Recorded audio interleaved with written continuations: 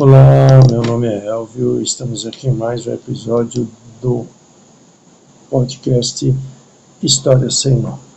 Hoje a gente vai falar um pouquinho, como eu estou falando, das constituições. Terminamos falando no episódio passado sobre o final do Estado Novo, portanto o final da validade, do prazo de validade, se podemos dizer assim, da Constituição de 1937.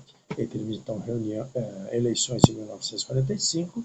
Nessas eleições se escolhem os deputados constituintes e os deputados constituintes vão será promulgada uma nova Constituição, a Constituição de 1946.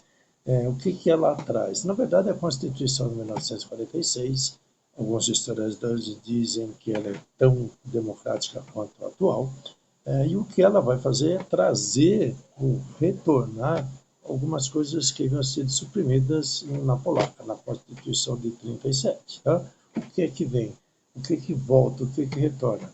O pluripartidarismo, que havia sido encerrado, reabre-se os sindicatos, a justiça eleitoral passa a funcionar novamente, o voto, segundo a Constituição de 46, ele é direto e secreto, dá autonomia, mais autonomia para os estados em relação à União, coloca o direito de greve como lícito, tudo bem que tem algumas regras, mas ele é lícito, e há uma legislação específica para a educação. Por outro lado, a gente tem nessa Constituição a possibilidade de cassação de registros de partidos perigosos. O que são partidos perigosos? É aí que entra o momento político. Que momento político a gente está vivendo? No pós-guerra, no pós-segunda guerra.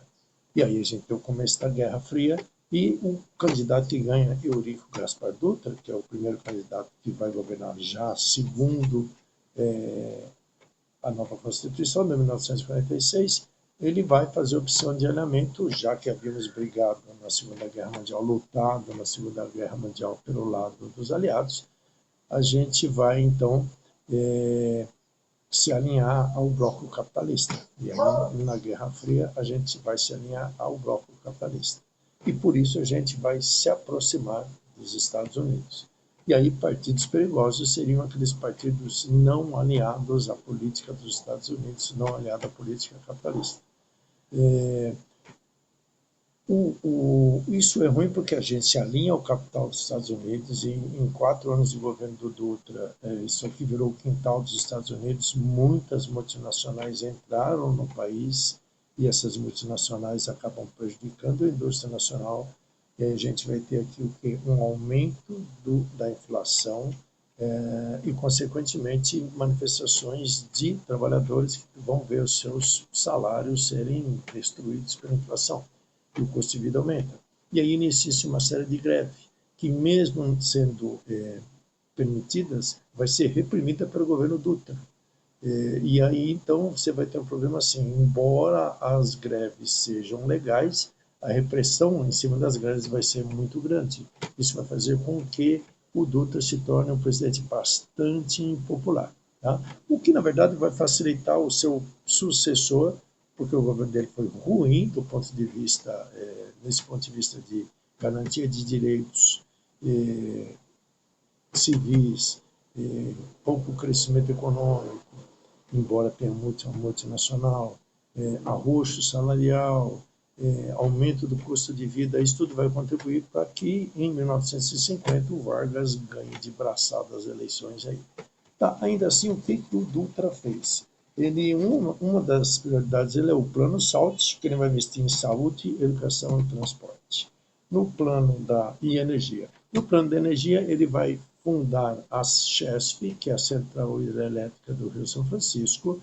Ele vai asfaltar as principais rodovias. Ele vai, na verdade, o processo de urbanização aumenta.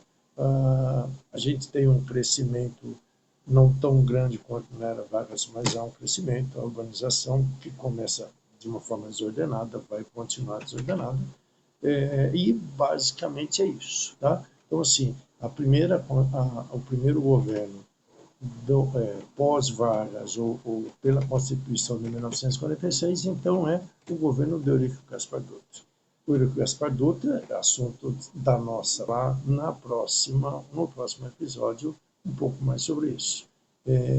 O que a gente vai ter, o que tem aqui para relatar agora é assim, o governo do Dutra, por ter sido um governo não muito bom para os menos favorecidos, vai criar o clima ideal para que em 1950 o Vargas retorne com força e ganhe as eleições muito tranquilamente.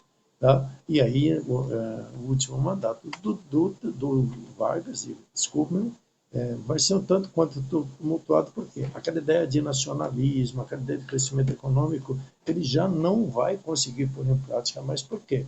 A gente já tinha aqui uma porção de multinacionais, os parlamentares, os congressistas e os deputados federais, os senadores e deputados federais, já estão tanto quanto comprometidos, foram cooptados pelo capitalismo dos Estados Unidos, e aí a gente vai ter, então, aqui o Vargas vai ter bastante dificuldade para governar durante esse período. Tá? E aí o que vai acontecer? Ele ainda consegue criar a Petrobras, ele tenta quase, embora tenha sido obstaculado, criar a Eletrobras, e ele vai continuar na política dele trabalhista. O que vai acontecer é que o pior inimigo do Vargas durante esse período é o Carlos Lacerda. E o chefe da guarda pessoal do Carlos Lacerda, que era o Gregório Fortunato, o chefe da guarda pessoal do Dutra, do Vargas, desculpe-me, ele resolve eliminar o cara, tá? Manda matar o Carlos Lacerda. E aí vai haver um episódio, ficou marcado como um episódio da Rua Toneleiras, em que houve um atentado contra o Carlos Lacerda. O Carlos Lacerda tomou um tiro no pé, mas um major acabou sendo atirado no peito e morre. Prenderam o cara que fez o atentado. Inicialmente ele vai atribuir a culpa a Vargas, depois ao filho do Vargas, e no fim ele acaba pressionado tal, e joga real lá, que na verdade quem teria contratado e tudo mais, que a ideia foi do Gregório Fortunato. Mas até aí o Vargas já tinha sido, o governo já tinha se estremecido, e congressistas, opinião pública geral, pedem a renúncia de Vargas. Vargas vai, a frase célebre lá, só saio do Palácio do Catete morto, e aí no dia 25 por pressões e tal, pedem a renúncia, os militares pedem a renúncia, e aí na manhã do dia 25 de agosto de 1954, Getúlio Vargas se suicida. Com tiro no peito e tal, e aí, segundo ele próprio, sai da vida para entrar na história. E aí a gente tem o lance até da carta testamento, se a gente pode dar uma lida, que é uma carta, na verdade, que assim, é uma espécie de último ato político do Vargas, em que ele entrega as oposições, um tanto quanto lamuriosa, um tanto quanto melodramática, mas serve de instrumento político, seu último ato político, se podemos dizer isso.